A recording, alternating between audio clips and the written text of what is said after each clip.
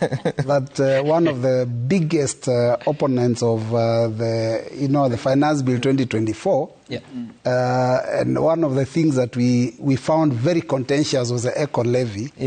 For the CS now, a week into office to be telling us that is the right way to go. I mean, that's why when I was questioning, I was talking about things to do with double speak. People must be able to stand their ground firmly. And if you believe in something, let us know that you really believe in it. This Eco Levy is a mistake.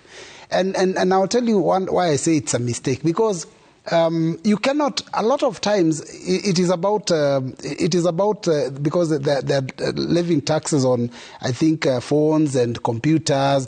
Actually, basically, you're talking about all office equipment. So that means that everyone who's running a business in Kenya and has some little technology, they have to pay extra for that. That makes all the cost of their goods and services more. And we're talking about containers, like plastic containers that are used for carrying, things like cooking oil. That again means that the cost of basic commodities, and that's basically what a way by which you can raise the cost of living. Something he was told by his predecessor. He was told very well that you have to be very careful. Kenya has a problem of cost of living and poverty. So and he was told you do not when you increase taxation, it doesn't necessarily mean that you collect more. So some of these things, for me, I think that's their mistake. But some, let me tell you, Kenya imports a lot of products, and these products come and are packaged in those plastic containers, like cooking oil.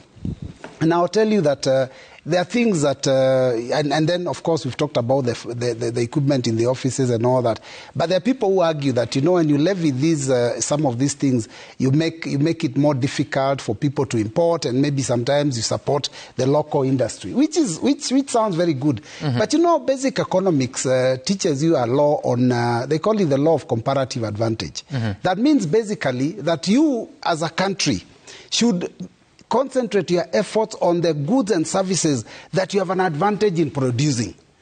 Kenya, for example, does not have an advantage in producing cars. Why would we be competing with Japan? If you are to build a V8 in Kenya, it would cost maybe 100 billion.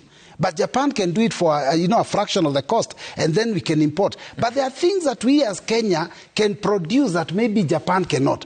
So the law of comparative advantage advises any economist who's worth their name in salt knows, advises any country to concentrate their efforts on the things that they can produce and import the others that they cannot, so that we balance out. So when you say that, we are going to levy taxes because we don't want people to be importing these things, we want to manufacture them locally. What if the standards locally are not good enough? Are you going to punish the Kenyans as we're building the capacity? So I think some of these things, let us just go to basic economics and sort out these issues. But for my friend, the honorable member, he must listen keenly to what he was told by his predecessor.